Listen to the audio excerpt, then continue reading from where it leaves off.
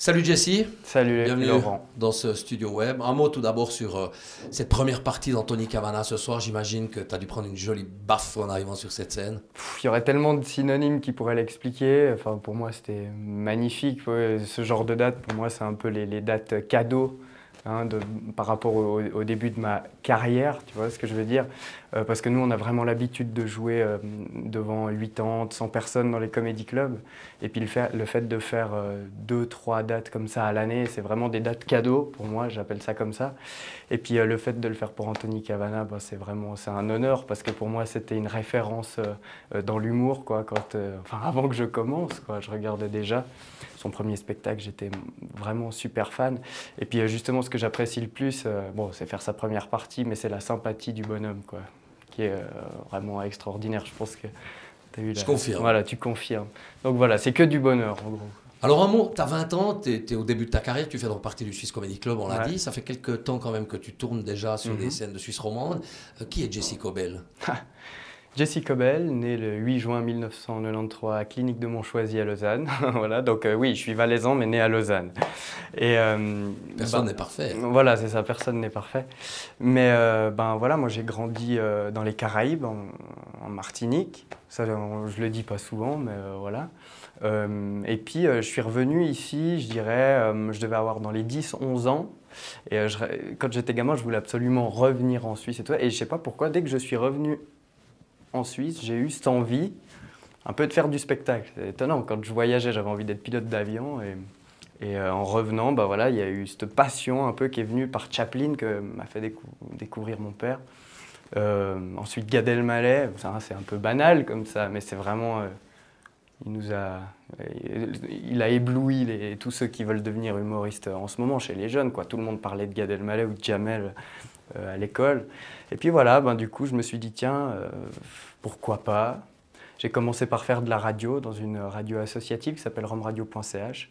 Et là, j'ai rencontré Ivan Madonia, mon producteur actuel et fondateur du Swiss Comedy Club, qui m'a directement poussé sur scène. Il m'a mis un ultimatum, dans 3 semaines, tu montes sur scène. Au Frisson, c'était à Fribourg. Et puis j'ai eu un peu la chance du débutant, ça s'est très bien passé à la première. Et à partir de là, il m'a intégré dans sa troupe et c'est parti. Ton papa fait de la musique, donc il fait de la scène. C'était naturel pour toi de monter sur les planches aussi ou c'était Vraiment pas du tout. La première fois que je suis monté sur scène avec mon père, c'est ma mère qui m'a obligé. C'était pendant, il fêtait, je sais plus ce qu'il fêtait, un gros spectacle sur la place de la Planta à Sion. C'est étonnant avec mon père. Hein.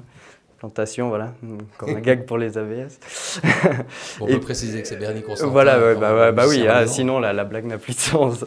Non, et puis donc c'était un spectacle, il devait y avoir 3 000 à 4 000 personnes et ma mère, tout d'un coup, elle m'a dit, tu vas faire une surprise à ton père. Elle m'a déguisé avec ce qu'elle a trouvé, elle m'a envoyé sur scène et je me rappellerai toute ma vie, j'ai jamais eu aussi peur que ça. Je m'accrochais au pantalon de mon père qui était surpris de me voir. Et puis en sortant de là, bah, finalement, je m'étais dit qu'il m'était rien arrivé de mal. Puis j'ai commencé à y penser, j'ai commencé à monter sur scène avec mon père, jouer de la guitare un petit peu. Après, j'ai fait un duo avec un ami, 3 scènes comme ça, un peu pour appréhender un peu le plateau, la scène, le public. Et puis voilà, après, voilà, Ivan Madonia est arrivé, c'est vrai, c'est un peu ça. Pas que je sois lèche-botte, hein, mais c'est vrai, avant d'être mon producteur, c'est un ami. Et pour moi, c'est important de travailler en famille, c'est comme ça qu'on avance le mieux. Donc ça rejoint un peu l'idée de mon père et de la scène, si tu veux. Ouais, exactement, puis du festival ici, Maxi Rire, Bah oui. je crois qu'il est aussi une grande famille, tu l'as ressenti les quelques fois où tu es venu. J'ai vu vos interviews là, que vous faites ces derniers jours, tout le monde dit la même chose et c'est vrai, quand on arrive à Champéry, c'est la famille. C'est vraiment ça, quand on vient, même si on joue pas, genre on a joué, on découvre le festival en tant qu'humoriste, mais on s'en fout, on a envie de revenir l'année suivante juste pour venir rigoler avec les copains. On est très bien accueillis.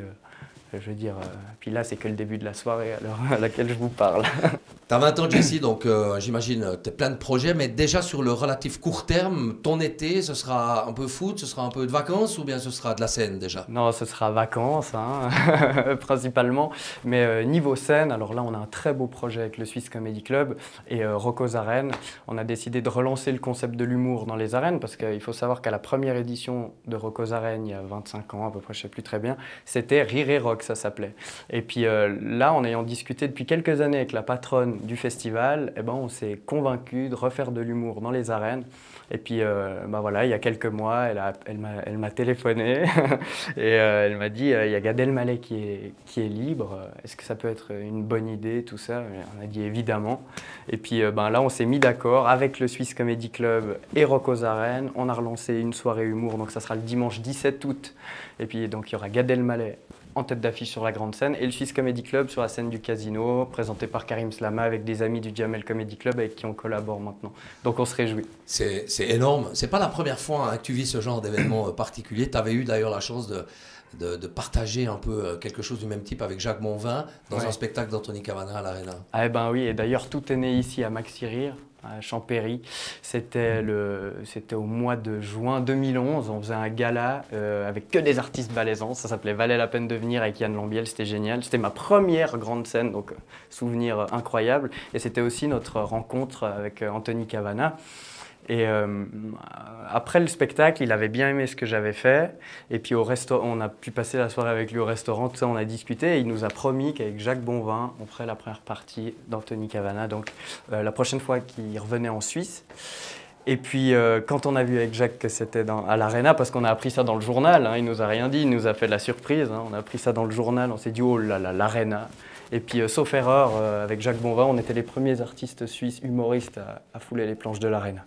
Donc pour nous, c'était incroyable. Enfin, voilà.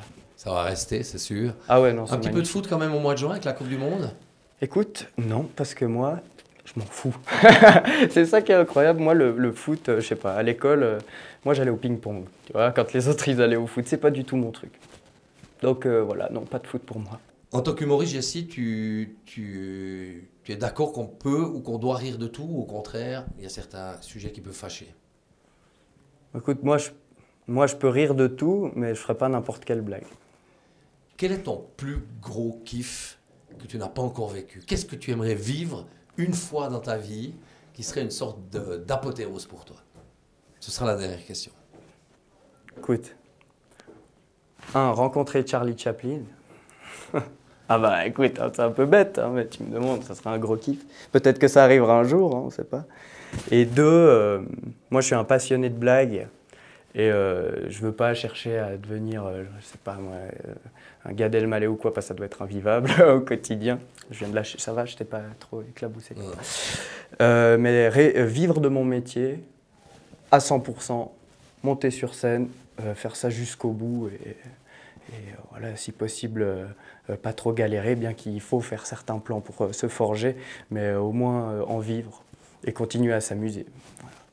Merci pour ton honnêteté, Jessie. Bonne chance pour la suite. Prends soin de toi. Ah ouais, merci, pareil. Et puis à bientôt, j'espère.